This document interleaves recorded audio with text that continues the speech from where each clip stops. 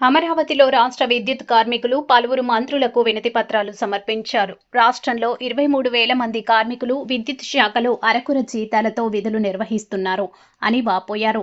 విద్యుత్ శాఖ పరమైన బెనిఫిట్స్ మాకు వర్తించడం లేదని, మాకు 16 నెలలు తాలూకా ఏరియాస్ బకాయిలు ఉన్నాయని, అవి తక్షణమే చెల్లించాలని కోరారు. అలాగే మన రాష్ట్రం నుంచి విడిపోయిన మన పొరుగు రాష్ట్రంలో 2017 విద్యుత్ కార్మికులను ప్రభుత్వంలో విలీనం చేసుకుని కార్మికులకు ఖాతాలోకి నేరుగా ప్రభుత్వ జీతాలు వేస్తుంది. అదే ప్రాతిపదికన మన రాష్ట్రంలో కూడా చేయాలి అని కార్మికులు, కుటుంబాలను ఆదుకోవాలని కార్మికులు కోరుతున్నారు.